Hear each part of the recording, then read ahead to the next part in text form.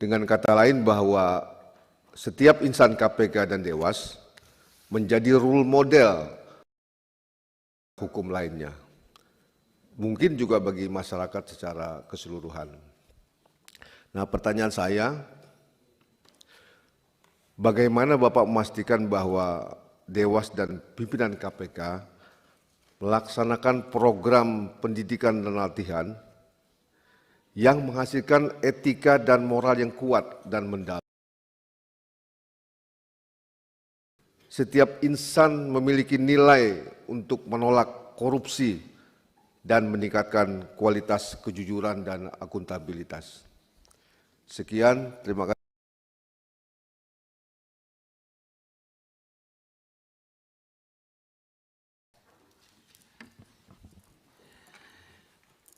Terima kasih Ibu Pimpinan dan para anggota Dewan yang saya hormati, Pak Ketua Komisi 3 juga yang saya hormati.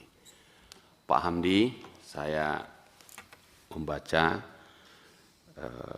makalahnya, tapi juga saya baca daftar riwayat hidupnya yang hampir sepanjang karirnya berada di dunia swasta, yang menggeluti pokoknya bagian-bagian uang lah. Perbankan, audit, keuangan, di situ semua.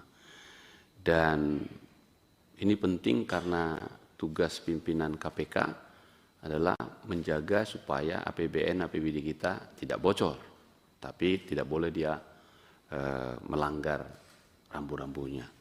Dari 5 strategi peningkatan moralitas dan etika insan KPK yang Bapak usung, saya concern di nomor 4 dan 5. Yang memperkenalkan 2 kali kata platform digital.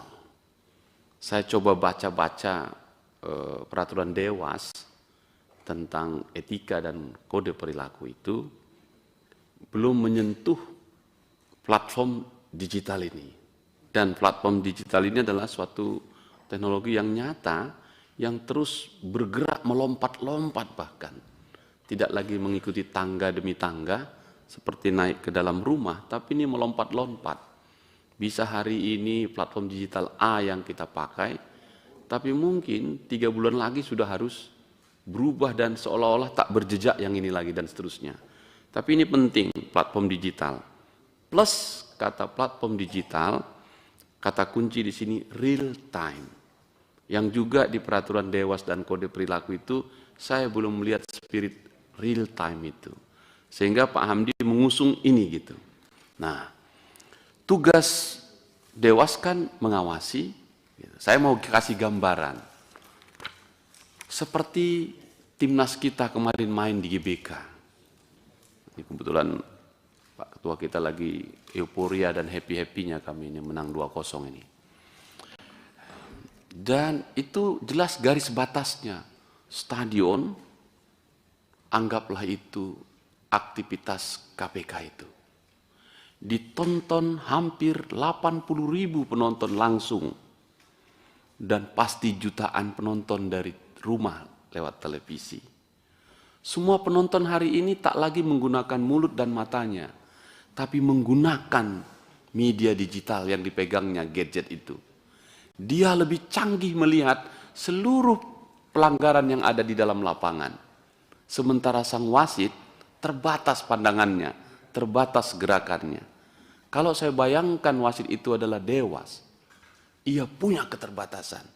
Atas dasar keterbatasan itu, Pak Hamdi mengusulkan platform digital 2 kali, mengawasi baik masyarakat untuk pelaporannya supaya sempurna dan transparan, maupun si pelakunya. Nah, tugasnya kan tidak boleh keluar garis, nggak boleh out, nggak boleh offside, nggak boleh diving. Sekarang, ini kuncinya nih. Kalau ini bola, ini gawang, lewat garis, yang disebut gol itu yang mana, yang tidak gol itu yang mana?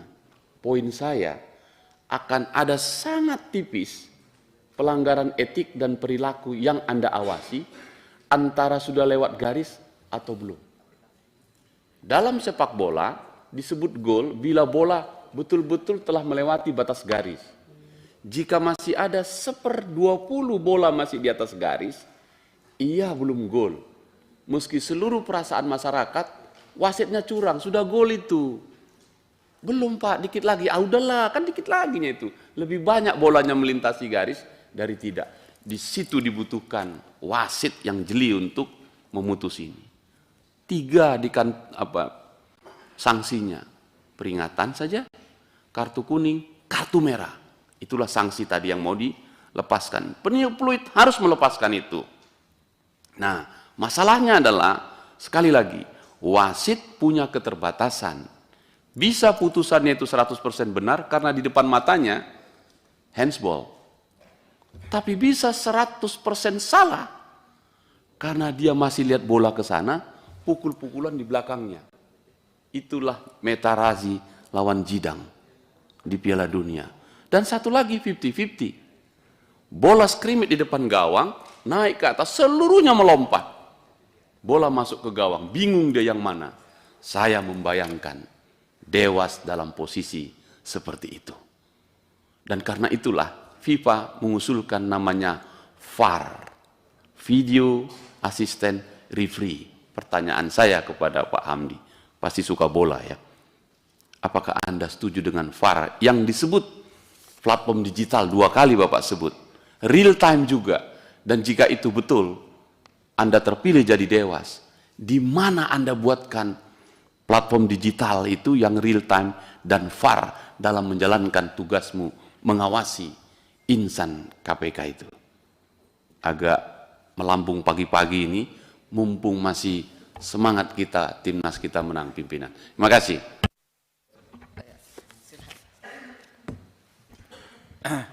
Assalamualaikum warahmatullahi wabarakatuh. Yang kami hormati calon Dewas KPK Pak Hamdi Asyarbaini ya.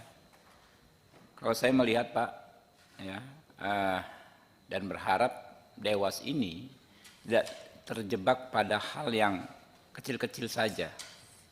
Ya, betul memang misalnya ada komisioner pakai kop KPK merekomendasikan kerabatnya menjadi persoalan dan diselesaikan di Dewas, betul. Tapi ekspektasi kita, ekspektasi masyarakat terhadap Dewas itu jauh melampaui itu. Jadi jangan sekedar mengurusi kop surat, tapi bagaimana ya mengawasi penggunaan kekuasaan oleh insan KPK agar tidak lepas dari koridor. Bapak bilang tadi kan menegakkan hukum itu kan harus dengan sapu yang bersih. Sapu tidak bersih atau sapu kotor itu kan ada 2 perspektif. Yang pertama dalam konteks penegakan hukum, dia bisa saja kong kali kong sama orang-orang yang bermasalah secara hukum tipikor, ya kan, dengan calon tersangka dan lain sebagainya. Yang kedua, dia bisa menggunakan kekuasaannya melebihi dari apa yang diamanatkan undang-undang. Ya, melanggar misalnya prosedur, melanggar peraturan-peraturan demi memenuhi target tujuan misalnya pemidanaan terhadap orang-orang tertentu. Ini kan dua-duanya ekstrim to ekstrim. Bapak itu kan nanti kalau terpilih akan di tengah, sama seperti kata Pak Hinca, Bapak itu kan menjadi wasitnya nanti, yang akan melihat ya benar-benar ini bekerjanya on the track gitu. Jadi saya mau tahu kira-kira yang Bapak pahami ya, petanya seperti apa, daerah rawannya, pelanggarannya apa saja gitu kan, yang Bapak pahami dari luar selama ini kan Pak ya, Bapak belum pernah ada di lingkungan seperti KPK. Apa Bapak mungkin punya pengalaman yang kurang lebih sama gitu kan, terkait ini ada orang-orang di dalam institusi yang kekuasaannya besar sekali. Peta kerawanan penyalahgunaan kekuasaannya di mana saja. Mungkin itu, terima kasih. Baik, cukup ya. Cukup. Pak Hamdi, silakan dijawab pertanyaan-pertanyaan anggota dan pimpinan Komisi 3. Waktu maksimum 20 menit, tapi lebih cepat lebih baik. Jawabnya tolong singkat, padat, jelas, sehingga semua pertanyaan bisa terjawab. Silakan Pak Hamdi. Mohon izin Bu Pimpinan, apakah saya jawab satu persatu atau secara keseluruhannya? Ya, terima kasih Ibu Pimpinan. Yang pertama yang saya pahami adalah Dewas dan pimpinan KPK ini kan satu organ yang sama, levelnya sama gitu. Tapi saya bisa menganalogikan, karena saya sebelumnya pernah jadi komisaris utama di satu perusahaan, yang dimana komisaris itu kan mengawasi direksi dalam menjalankan tugas. Walaupun tidak, ini posisi tidak sama, Dewas dengan pimpinan KPK itu kan kurang lebih sejajar ya. Komisaris di atas, direksi di bawah. Tapi saya bisa mengusulkan bahwa pola kerja komisaris dan direksi itu bisa diterapkan di Dewas dan pimpinan. Jadi saya mengusulkan kalau saya terpilih, saya akan mengusulkan ke tim untuk mengadakan pertemuan rutin antara Dewas dengan pimpinan KPK. Seperti di korporasi swasta itu kan paling tidak sebulan sekali kami ketemu untuk bicara apa yang dilakukan oleh direksi dan apakah ada pelanggaran yang dilakukan, dan komisaris bisa memberikan masukan kalau dilihat ada tanda-tanda bahwa direksi melenceng nih dari arah yang sudah digariskan. Saya kira pola itu bisa diterapkan antara Dewas dan pimpinan KPK. Kalau yang sekarang, persepsi saya Pak Habib, ya, kalau saya lihat dari luar, ini seolah-olah Dewas jalan sendiri, kemudian pimpinan KPK jalan sendiri. Dan masing-masing ingin tampil jadi jagoan sendiri masing-masing. Saya kira itu tidak demikian. Karena kembali lagi ke sapu tadi Pak Inca. Jadi lidi itu kalau satu itu nggak ada gunanya, itu gampang patah. Tapi kalau dia bersatu jadi satu sapu, itu bisa mukul orang pun bisa gitu. Jadi kalau Dewas tidak bersatu dengan pimpinan KPK, orang luar akan lihat bahwa KPK itu lemah karena di antara mereka sendiri saling gontok-gontokan gitu, saling menjatuhkan, saling cari panggung gitu. Jadi saya kira Dewas dan pimpinan ini harus jadi satu kesatuan. Ibarat tadi lidi kalau satu itu akan gampang patah, tapi kalau dia bersatu bisa jadi alat pemukul yang keras. Tadi menarik dari pertanyaan Pak Riwanto dari Golkar tadi bahwa kasus apa yang ya kita bilang yang paling menyorot massa. Yang terakhir ya pimpinan KPK yang terakhir Pak Firly. Sejak beliau menjabat jadi ketua KPK itu ada beberapa kasus yang terkait beliau. Kasus helikopter, kemudian yang terakhir adalah upaya pemerasan pada tersangka KPK, yaitu mantan Menteri Pertanian SYL. Jadi saya kira itu pelanggaran etika yang sangat berat Pak Riwanto, karena Anda harusnya menegakkan integritas, harus memberantas korupsi, tapi Anda berkolaborasi atau dengan tersangka. Jadi saya kira itu pelanggaran etika yang sangat berat yang menurut saya itu tidak bisa dimaafkan. Dan itu kenapa tadi saya sajikan angka CPI, itu kan indeks korupsi kita menurun sejak 2019. Saya kira ada kaitannya dengan pelanggaran etika yang dilakukan oleh pimpinan KPK pada waktu itu, yaitu Pak Firly Bahuri. Kemudian tadi Bapak dari PDIP, Pak, bagaimana mengukur moral dan etika? Kalau kita orang beragama masing-masing, pasti kita punya ukuran moral dan etika masing-masing. Tapi untuk organisasi, saya kira kita bisa mendefinisikan, membuat pedoman moral dan etika. Dan KPK, setahu saya sudah punya pedoman itu. Tapi yang tadi dipersoalkan adalah bagaimana mengukurnya gitu, bahwa moralnya naik atau turun gitu. Nah, kita bisa rancang suatu sistem yang bisa dikuantifisir, Pak. Jadi kita bikin sama kayak di perusahaan itu bisa kita bikin satu performance appraisal yang semua yang tadinya itu subjektif bisa kita kuantifisir dan itu bisa kita nilai gitu. Nah, saya kira nanti kalau saya terpilih saya akan mengusulkan ke pimpinan untuk membangun sistem itu supaya kita tidak menilai berdasarkan subjektif. Kita menilai satu jelek atau buruk itu kan harus ada ukurannya gitu. Nah, tapi terkait dengan pertanyaan Pak Inca tadi, apakah sama kayak wasit di bola yang menggunakan VAR yang tadi yang terkait dengan platform digital. Platform digital yang saya maksud bukan itu Pak, tapi yang saya maksud adalah bahwa kita bisa membangun satu sistem pengawasan yang berbasis IT, informasi dan teknologi. Tadi Bapak menyinggung saya memang mungkin hampir semua perjalanan karir saya ada di audit Pak. Dan terakhir saya merupakan Direktur Pengawasan Transaksi dan Kepatuhan di Bursa Efek Indonesia. Dan sekarang saya bergerak di perusahaan kripto, pengolah kripto exchange, jadi pedagang aset kripto di Indonesia. Jadi memang saya dekat dengan informasi dan teknologi, walaupun saya background-nya bukan IT, background saya accounting, tapi sekarang saya mengelola suatu perusahaan kripto dan itu sangat dekat dengan teknologi. Nah, platform digital yang tadi yang saya maksud itu bisa dalam rangka pengawasan dan juga untuk mendapatkan masukan dari masyarakat. Ada yang lucu yang saya perhatikan sekarang, di website KPK itu ada alamat untuk memberikan masukan pengaduan dari masyarakat. Tapi itu masuknya ke website KPK yang dikelola oleh pimpinan KPK. Bagaimana Dewas bisa memastikan dia akan dapat masukan yang bagus dari masyarakat kalau sudah lewat pimpinan dulu gitu. Jadi saya mengusulkan platform digital yang real time itu langsung ke Dewas. Jadi masyarakat yang menyampaikan keluhan atau pengaduan itu Dewas yang terima langsung. Kalau sekarang masuknya ke website KPK, ya pasti disaring dulu oleh pimpinan. Yang masuk ke Dewas pasti yang receh-receh lah gitu ya.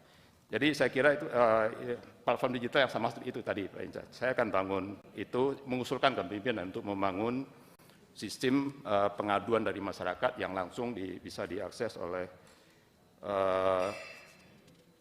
Dewas. Kemudian, kemudian bagaimana tadi dari Gerindra memastikan bahwa nilai etika itu jadi prioritas. Langkah pertama yang harus kita lakukan adalah membangun atau mengembangkan pedoman etika dan fakta integritas yang tadi saya usulkan. Kemudian kita membangun sistem penilaiannya Pak. Penilaian, jadi setiap tahun itu tidak hanya menilai kinerja secara substansi pekerjaan, tapi juga ada aspek integritas yang dinilai. Nah, itu kita bisa pantau setiap tahun apakah integritas itu naik atau turun untuk setiap insan KPK. Jadi setiap individu di KPK itu harus mendapatkan penilaian terkait performance yang terkait pekerjaan mereka lakukan, tapi dan juga terkait dengan integritas. Ini kurang lebih sama bagaimana Dewas meningkatkan integritas ya tadi kita harus punya pedomannya dulu, kemudian membangun alat ukurnya dan itu kita lakukan secara rutin setiap tahun. Kemudian tantangan Dewas terhadap ya tantangannya pasti ya, saya selama ini juga bergerak di pengawasan dan juga audit. Jadi saya sudah terbiasa menghadapi, mengidentifikasi area-area mana yang rawan terhadap penyogokan atau penyalahgunaan. Saya waktu di Bursa Efek Indonesia sebagai kepala audit, saya selalu menekankan kepada seluruh insan di tempat saya, bahwa saya tidak bisa menerima kalau mereka melakukan audit kemudian mendapatkan imbalan dari auditinya. Itu mereka harus lapor ke saya gitu. Dan saya harus pastikan bahwa itu dikembalikan ke yang memberi. Jadi saya sama sekali tidak mentolerir adanya upaya-upaya seperti itu. Ya tadi terkait dengan pertanyaan Pak Habib tadi ya. Area mana yang rawan terhadap penyalahgunaan kekuasaan. Pokoknya ada ini dari Lord Acton kalau salah. Power tend to corrupt. Absolute power corrupt absolutely. Jadi orang yang memegang kekuasaan seperti misalnya pemeriksa gitu, auditor atau di sini pimpinan penyidik KPK itu adalah orang yang memiliki absolute power. Dia bisa menentukan nasib orang gitu. Nah, itu tend to corrupt. Jadi korupsi itu sebetulnya tidak bisa pisahkan dari manusia ini. Karena dimanapun negara di dunia tidak ada yang 100% bebas dari korupsi. Even negara-negara Skandinavia yang selalu di ranking 1 di indeks persepsi korupsi, angkanya kan selalu di 90-an. Artinya masih ada 10% persepsi masyarakatnya yang menganggap masih ada korupsi.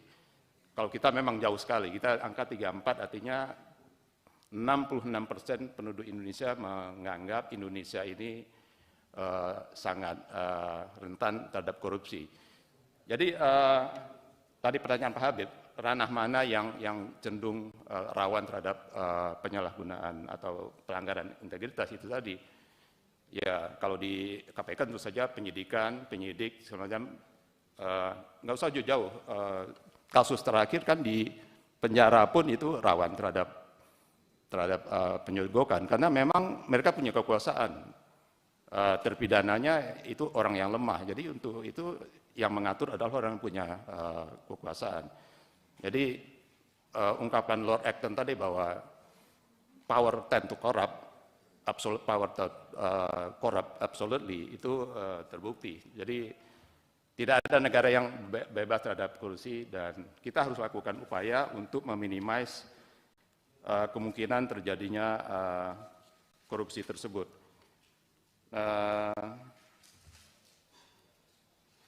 Kalau ada pertanyaan yang belum jawab, mohon disampaikan ke saya tadi.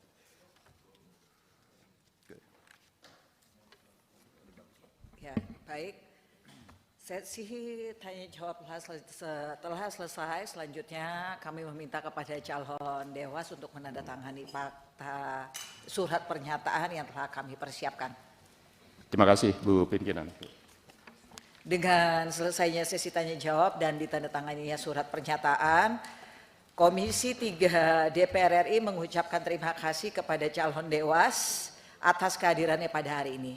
Selanjutnya Bapak bisa meninggalkan ruang sidang Komisi 3 DPR RI. Saya mengucapkan terima kasih kepada Ibu Pimpinan dan Bapak Ibu anggota Komisi 3 DPR atas kesempatan yang diberikan kepada saya. Assalamualaikum warahmatullahi wabarakatuh.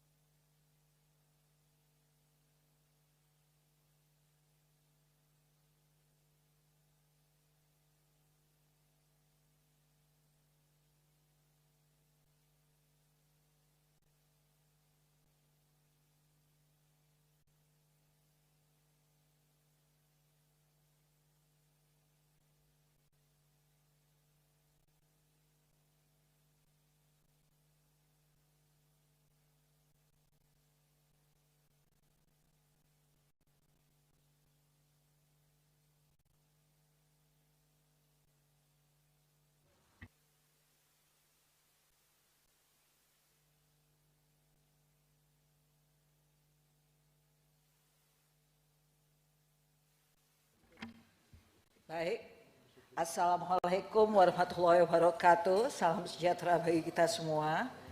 Yang kami hormati calon Dewan Pengawas KPK, Bapak Heru Kresna Reza.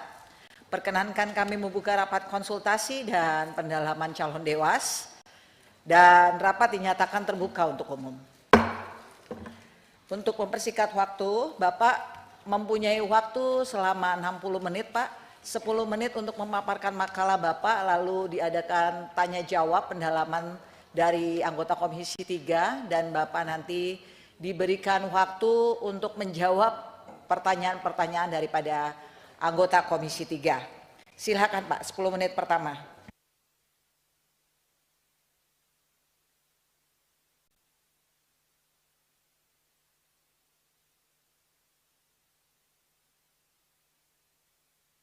Bismillahirrahmanirrahim. Assalamualaikum warahmatullahi wabarakatuh. Salam, Om Swastiastu, Namo Buddhaya, salam kebajikan untuk kita semua.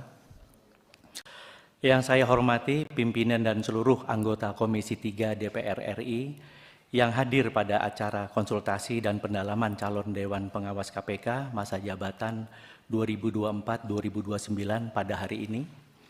Yang saya hormati pula hadirin sekalian, rekan-rekan yang hadir secara langsung maupun yang mengikuti jalannya proses ini melalui media.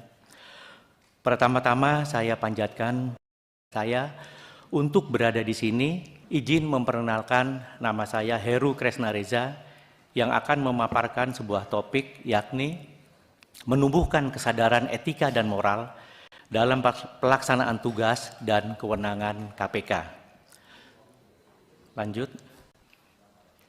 Adapun agendanya adalah sebagai berikut. 1. Pendahuluan. 2. Konsep etika di KPK. 3. Analisis masalah dalam penegakan etika di KPK. 4. Strategi menumbuhkan kesadaran etika dan moral. 5. Rekomendasi. Dan 6. Kesimpulan. Lanjut. Bab 1. Pendahuluan.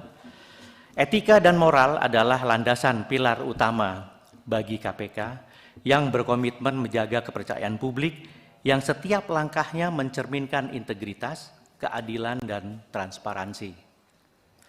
Etika berfungsi sebagai panduan dalam bertindak, sedangkan moral adalah nilai yang mendorong individu membedakan yang benar dan salah. Namun di sisi lain, KPK dihadapkan bagaimana cara menumbuhkan kesadaran etika dan moral di KPK dan strategi apa yang dapat memastikan bahwa etika dan moral menjadi bagian dari budaya organisasi di KPK. Adapun tujuan makalah ini adalah memberikan analisis menyeluruh tentang pentingnya etika dan moral dalam pelaksanaan tugas KPK. Lebih dari itu, juga memberikan masukan untuk penguatan budaya etika di internal, sehingga KPK tidak hanya dikenal sebagai institusi yang efektif, tetapi juga dihormati karena integritasnya. Lanjut. Pimpinan dan anggota Komisi 3 dan hadirin yang saya muliakan, bab 2 yaitu konsep etika di KPK. Mari kita lihat lebih dalam mengenai konsep etika dan moral di KPK. Etika adalah prinsip-prinsip yang menjadi panduan organisasi untuk bertindak. Sedangkan moral adalah nilai-nilai yang dianut individu. Dalam konteks KPK, etika menjadi landasan utama untuk menjalankan tugas dan kewenangan dengan tanggung jawab yang tinggi. Peran etika di KPK sangat jelas. Pertama, etika memastikan bahwa setiap langkah yang diambil mencerminkan integritas dan profesionalisme. Kedua, tanpa etika, kepercayaan masyarakat terhadap KPK dapat runtuh. Karena etika adalah penggerak utama yang menjaga agar KPK tetap berada di jalur yang benar, meskipun menghadapi tekanan internal maupun eksternal. KPK sendiri telah membangun kerangka etika melalui kode etik yang mencakup prinsip-prinsip dasar seperti integritas, independensi, dan akuntabilitas. Selain itu, KPK juga memiliki mekanisme pelaporan untuk menangani pelanggaran etik, memastikan bahwa proses yang ada berlangsung secara transparan dan adil, serta pemahaman kode etik belum menyeluruh menunjukkan kebutuhan akan pelatihan yang lebih mendalam. Lanjut, bab 3 adalah analisis masalah dalam penegakan etika. Meski kerangka etika sudah ada, kenyataan di lapangan menunjukkan bahwa ada beberapa tantangan dalam penerapannya. Pertama, ada kesenjangan antara aturan dan implementasi. Banyak pegawai yang memahami kode etik secara formal, tetapi belum menjadikannya sebagai panduan yang terinternalisasi. Dalam situasi kompleks di lapangan, dilema etis seringkali muncul, sehingga memerlukan panduan yang lebih jelas dan kuat. Kedua, keterbatasan kapasitas Dewan Pengawas dengan jumlah SDM yang terbatas, pengawasan terhadap pelaksanaan etika di KPK menjadi kurang optimal. Selain itu, resistensi internal terhadap pengawasan juga kerap muncul karena sebagian pegawai merasa pengawasan ini adalah bentuk kontrol yang berlebihan. Ketiga, tekanan eksternal seperti opini publik dan tekanan politik juga mempengaruhi penerapan etika. Dalam kasus-kasus besar, misalnya KPK seringkali menghadapi desakan untuk mengabaikan prinsip etika yang seharusnya dipegang teguh. Di samping itu, minimnya kesadaran etika di lingkungan kerja eksternal juga menyulitkan penegakan nilai anti korupsi. Lanjut, pimpinan dan anggota Komisi 3 dan hadirin yang saya muliakan, bab 4 adalah strategi menumbuhkan kesadaran etika dan moral. Untuk menjawab tantangan tersebut, diperlukan suatu strategi yang komprehensif dan berorientasi kepada hasil. Ada beberapa langkah strategis, yaitu pertama, internalisasi nilai etika. Pelatihan berkelanjutan menjadi kunci utama untuk memastikan nilai-nilai etika tertanam dalam setiap individu di KPK. Selain itu, program monitoring berbasis etika di mana pegawai senior menjadi mentor bagi pegawai baru dapat membantu menanamkan nilai-nilai ini secara langsung dalam lingkungan kerja. Kedua, peningkatan pengawasan dan penegakan etika.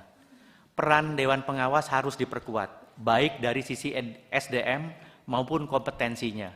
Penggunaan teknologi seperti aplikasi digital untuk monitoring kepatuhan juga dapat membantu meningkatkan efektivitas pengawasan. 3. Kampanye kesadaran etika. KPK perlu mengadakan kampanye internal dan eksternal yang berfokus pada pentingan etika dalam setiap aspek pekerjaan. Selain itu, kolaborasi dengan institusi pendidikan dan masyarakat dapat membantu menyebarluaskan nilai-nilai anti korupsi. Keempat, penyempurnaan mekanisme pelaporan. Mekanisme pelaporan harus dibuat lebih aman dan mudah diakses, sehingga siapapun yang mengetahui adanya pelanggaran dapat melapor tanpa takut akan dampak negatif, serta memberikan perlindungan bagi whistleblower untuk mendorong pelaporan pelanggaran. Lanjut, bab 5, rekomendasi. Disampaikan 5 rekomendasi untuk kesadaran etika dan moral. Yang pertama, penyempurnaan kode etik KPK yang disesuaikan dengan kebutuhan dan perubahan lingkungan. Kedua, penambahan SDM Dewas untuk mendukung pengawasan yang lebih efektif dan profesional. Ketiga, integrasi etika dalam penilaian kinerja dengan memasukkan nilai-nilai etika ke dalam sistem penilaian kinerja pegawai. Keempat, pemberian insentif kepada pegawai berupa penghargaan kepada pegawai yang menunjukkan integritas, baik berupa penghargaan internal maupun peluang pengembangan karir. Yang kelima, membangun kepercayaan publik melalui penguatan regulasi, pengawasan, dan budaya etika untuk memastikan KPK tetap menjadi institusi yang dihormati. Lanjut, pimpinan dan anggota 3 dan hadirin yang saya muliakan, bab 6 adalah kesimpulan. Etika dan moral adalah fondasi utama integritas KPK.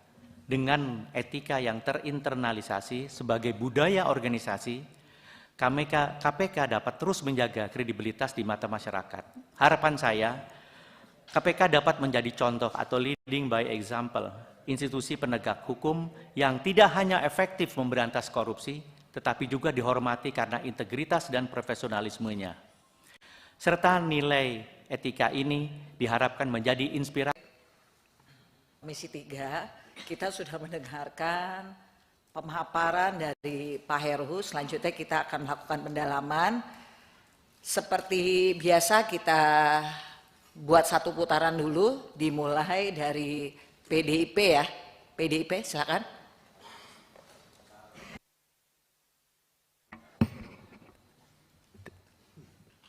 Assalamualaikum warahmatullahi wabarakatuh.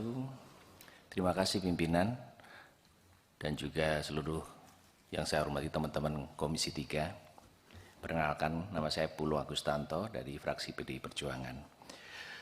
Bapak Heru Kresna Reza yang memiliki background sebagai komisaris independen di Askrindo dan juga TA di Ketua BPK. Artinya selama hidupnya lebih banyak ke audit. Tema makalah Anda tadi kan kesadaran dalam etika dan moral pelaksanaan tugas. Nah, KPK dalam tugasnya itu kan sebagai penyidik diharapkan menggali lebih banyak hal yang terkait perkara termasuk diskusi dan koordinasi dengan seluruh pihak. Nah, pertanyaan saya, bagaimana konsep yang Anda tawarkan untuk merumuskan pola komunikasi antara penyidik dengan para pihak agar tidak menyalahi konsepsi moral dan etika sebagaimana yang Anda tawarkan? Terima kasih pimpinan dan wassalamualaikum warahmatullahi wabarakatuh. Mas Bambang, silakan. Ya, terima kasih. Selamat pagi. Assalamualaikum warahmatullahi wabarakatuh. Terima kasih pimpinan. Saudara calon Dewas, saya hanya ingin mendapatkan pandangan dan pendapat saudara aja nih tentang praktik yang dulu jarang kita lihat ya. Kejaksaan sudah mulai juga mempraktikkan cara-cara ini. Misalnya ketika press conference penetapan pengumuman seseorang tersangka dipajang dengan seluruh barang bukti yang didapat. Padahal ya, peran azas praduga tak bersalah, azas hukum universal, orang ini belum bisa dinyatakan bersalah karena belum melalui proses pengadilan. Tapi dengan pengumuman itu, ini sudah mematikan semua hak-hak perdatanya. Sudah divonis ya, bersalah, padahal belum bisa dibuktikan di pengadilan. Bisa saja barang bukti yang dipamerkan itu, ini bisa saja ya, menggunakan barang bukti yang atau alat bukti yang patut diduga direkayasa atau didapatkan secara tidak sah melalui cara-cara yang melanggar hukum, yang tidak patut, yang tidak melanggar apa yang sudah diatur dalam hukum kita. Nah, bagaimana pandangan saudara mengenai praktik-praktik seperti ini? Dulu di Kejaksaan tidak pernah saya melihat praktik ini, tapi belakangan kok makin marak ini. Nah, bagaimana tanggung jawab penegak hukum secara moral? Nah, kalau ternyata di pengadilan bisa dibuktikan yang bersangkutan tidak bersalah, dan barang sitaan itu bisa dibuktikan bahwa itu didapatkan dari hasil yang sah, hasil usaha yang sah, misalnya. Gitu. Nah, kira-kira bagaimana pandangan saudara? Bagaimana kalau melihat praktik ini? Apakah saudara setuju ini tetap diteruskan dengan melanggar azas praduga tak bersalah, saudara sebagai pengawas, atau mencegahnya dengan mengingatkan kembali kepada para penyidik untuk tidak memamerkan sesuatu yang patut diduga belum bisa dibuktikan kebenarannya. Hanya pengadilan yang bisa memutuskan dia bersalah atau tidak bersalah. Terima kasih Ketua. Assalamualaikum warahmatullahi wabarakatuh. Baik, Gerindra. Assalamualaikum warahmatullahi wabarakatuh. Selamat pagi, salam sejahtera untuk kita semua. Pimpinan dan anggota Komisi 3 yang saya hormati, Pak Reja, yang saya hormati, begini Pak Reja, menurut hemat saya KPK ini sekarang berada di titik nadir Pak, titik paling rendahnya. Indeks persepsi korupsi kita juga dari tahun 2019 sampai sekarang terus menurun Pak. Nah, salah satu yang menyebabkan itu, menurut saya, moral dan etik yang hilang dari KPK. Tentu juga kita tahu bahwa pimpinan KPK sekarang itu banyak melakukan abuse of power, Pak. Nah, ketika Bapak menjadi Dewas, pertanyaannya Pak, bagaimana Bapak mencegah ini? Yang kedua, dalam paper Bapak, tadi Bapak menyinggung tentang kurangnya pegawai di Dewas KPK. Nah, indikator apa yang menyebabkan Bapak bisa mengambil kesimpulan bahwa dengan kurangnya sumber daya manusia di Dewas itu menyebabkan misalkan kinerja Dewas tidak maksimal. Yang ketiga Pak, dalam paper Bapak juga Bapak menyinggung ada resistensi internal terhadap pengawasan yang dianggap berlebihan. Nah, kita tahu Pak, Dewas dan pimpinan KPK ini kayak Tom and Jerry. Berantem terus, nggak ada akur-akurnya. Nah, bagaimana strategi Bapak agar Bapak nanti misalkan menjadi Dewas KPK itu bukan menjadi Tom and Jerry lagi Pak, bisa menjadi Romeo dan Juliet. Terima kasih pimpinan. Assalamualaikum warahmatullahi wabarakatuh. Waalaikumsalam. Hasdem. Terima kasih pimpinan, ketua, para wakil ketua, dan anggota Komisi 3 yang saya hormati, dan calon dewas yang saya hormati. Pagi ini pagi yang indah, sejuk, apalagi dipimpin oleh wanita hebat, pimpinan kita Ibu Sari.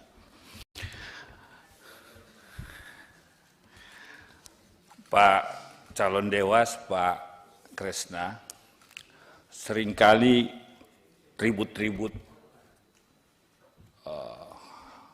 pimpinan KPK komisioner dengan dewas itu karena saya yakin karena wewenang tugas dan fungsinya dia tidak pahami betul.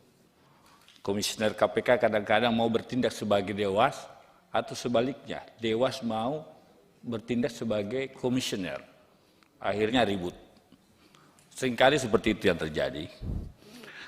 Akhirnya apa? Yang dipertontonkan di publik adalah tidak ada keteladanan. Padahal harusnya kedua-duanya harus beriringan dalam konteks bagaimana memberantas korupsi. Kan seperti itu esensinya. Dewas menjadi utusan presiden untuk mengawasi kerja-kerja di KPK.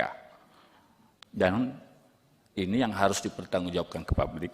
Nah, bagaimana Bapak kemudian seandainya terpilih dewas memformulasi, mensinergikan itu? Tapi bukan berarti nanti ketika sudah bersinergi dengan komisioner, lalu kemudian Bapak nanti bersekutu Pak dalam hal-hal negatif misalkan. Itu nggak boleh juga. Karena Bapak akan tugasnya mengawasi Pak. Yang namanya lembaga pengawasan harus berani, harus tegas, harus betul-betul menjunjung etik dan moral Pak. Nah, bagaimana cara Bapak nanti ketika Anda terpilih menjadi dewas? Demikian pimpinan. Assalamualaikum warahmatullahi wabarakatuh. Waalaikumsalam. PKB. Terima kasih pimpinan yang saya hormati, rekan-rekan Komisi 3 yang saya hormati, Bapak Heru Kresna Reza, calon dewas KPK yang saya hormati. Terima kasih Pak atas paparan yang telah disampaikan. Kalau saya mengamati dari paparan Bapak, kelihatannya etika lebih diutamakan. Walaupun dalam latar belakang Bapak sampaikan etika dan moral adalah landasan pilar utama bagi KPK yang berkomitmen menjaga kepercayaan publik yang setiap langkahnya mencerminkan integritas, keadilan, dan transparansi. Namun di dalam bab 2, bab 3, dan seterusnya, lebih banyak etika yang Bapak bahas. Ini artinya Bapak lebih mengutamakan peran etika dibandingkan moral dalam mengawasi pimpinan KPK dan seluruh SDM yang ada di KPK. Dari apa yang sudah Bapak sampaikan, ada peran etika di KPK. Ya, etika memastikan semua langkah KPK mencerminkan integritas dan profesionalitas. Kemudian dalam rekomendasi, integritas etika dalam penilaian kerja, memasukkan nilai-nilai etika ke dalam sistem penilaian kerja pegawai. Berarti Bapak sudah memiliki konsep penegakan etika yang komprehensif, yang sangat matang ketika Bapak terpilih menjadi anggota Dewas. Mohon dijelaskan perbedaannya Pak. Konsep etika yang saat ini sudah ada dan konsep etika ketika Bapak terpilih atau yang akan datang. Saya mohon dijelaskan perbedaannya seperti apa. Nah, kemudian dalam pengawasan dan penegakan etika, poin 2-nya Bapak sampaikan bahwa memanfaatkan teknologi untuk memonitoring kepatuhan secara real time. Saya masih bingung membayangkan bagaimana cara memonitoring etika secara